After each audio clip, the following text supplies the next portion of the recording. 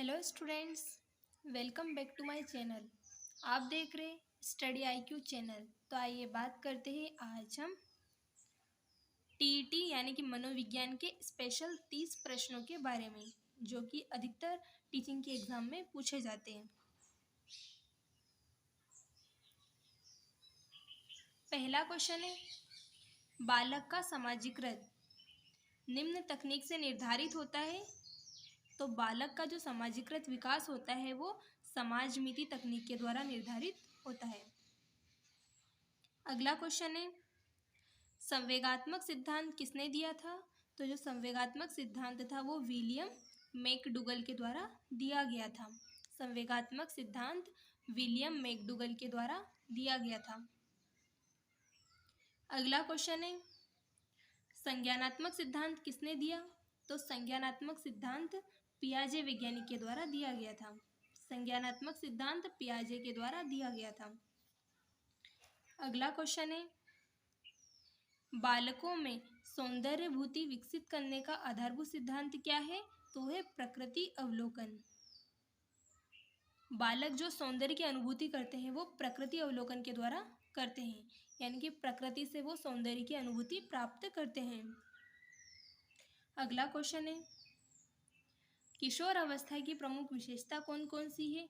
तो किशोर अवस्था की जो प्रमुख विशेषता है वो है, एक तो संवेगों का आधिक्य, पहली विशेषता है संवेगों का आधिक्य, दूसरी है कल्पना की बहुलता, तीसरी है समायोजन का अभाव। ये तीनों ही किशोरावस्था की विशेषताएं। अगला क्वेश्चन है, जन्म के समय बालक की स्मरण शक्ति कितनी होती है। तो जन्म के समय बालक की जो समझने की क्षमता होती है वो बहुत ही कम होती है, यानी कि जन्म के बाद ही उसमें सारी क्रियाएं विकसित होती हैं। जब उसका जन्म होता है तो उसमें स्मरण शक्ति मतलब सारी शक्तियां उसमें एकदम बहुत ही कम होती है। अगला क्वेश्चन है, किस वैज्ञानिक ने माना कि उचित वातावरण से बुद्धि लब्धि में वृद्धि होती है। तो स्टीफेंस वैज्ञानिक ने माना कि उचित वातावरण से बुद्धि लब्धि में वृद्धि होती है। अगला क्वेश्चन है, आत्मगौरव की भावना सर्वाधिक पाई जाती है। तो जो मतलब हमें स्वयं में गौरव की, जो खुद के गौरव की भावना होती है वो 13 से 19 वर्ष की आयु तक होती है।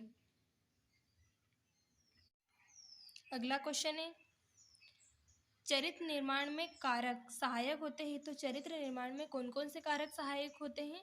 तो एक तो इच्छा, अनुकरण और आदत, ये तीनों ही कारक चरित्र निर्माण में सहायक होते हैं।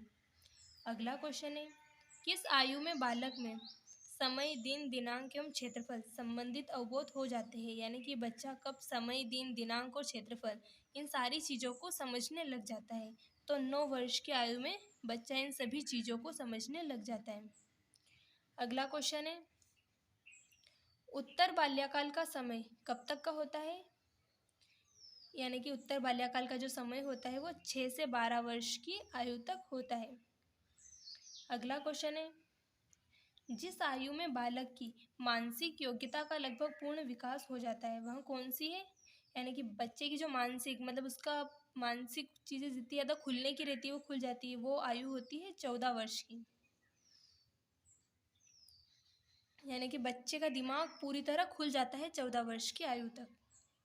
अगला क्वेश्चन है, किस अवस्था में प्रायः बालकों का आकर्षण समलिंगी के प्रति होता है। तो होता है बाल्यावस्था में, यानी बाल्यावस्था होती है 5 से 12 वर्ष की।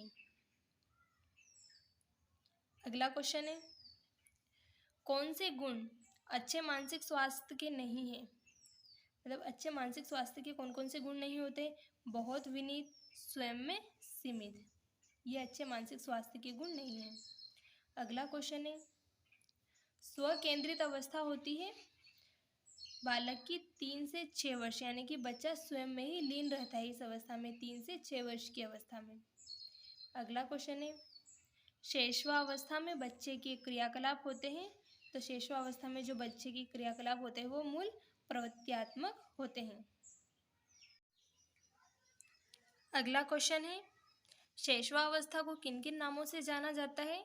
तो शैशवावस्था को खिलौनों की आयु, अतार्किक चिंतन, अनुकरण की अवस्था, जीवन की सबसे महत्वपूर्ण व खिलौनों का काल कहा जाता है। यानी कि बच्चा इस अवस्था में खेलता है, बहुत सारी चीज़ें सीखता है, उस अवस्था को कहते हैं शैशवावस्था।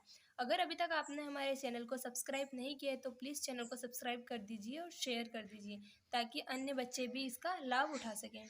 अगला क्वेश्चन है, किस समूह के बालकों को समायोजन की समस्या होती है?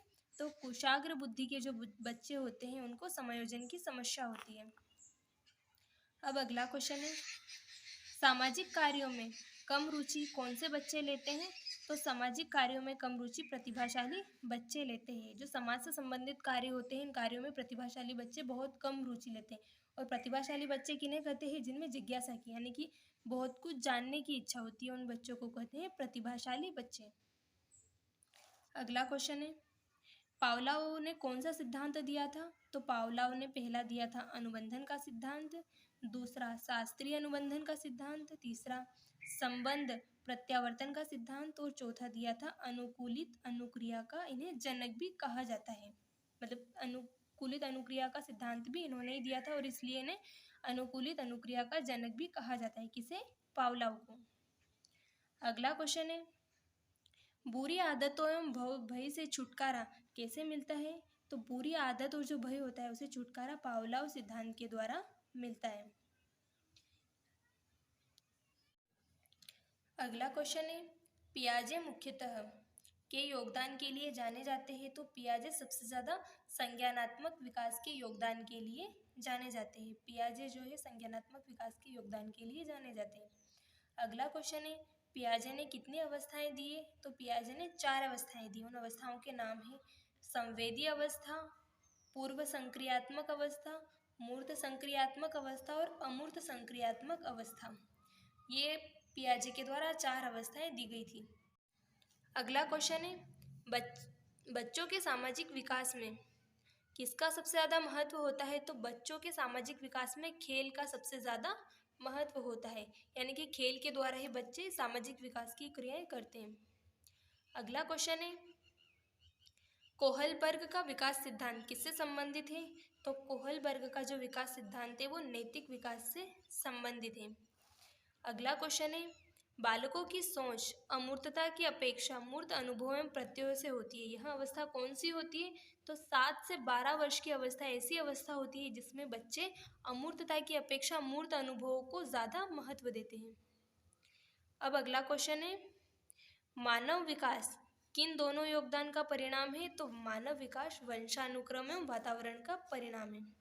वंशानुक्रम यानी कि बच्चा पीढ़ी दर पीढ़ी आगे बढ़ता है और वातावरण वह जिसमें बच्चा सब कुछ सीखता है।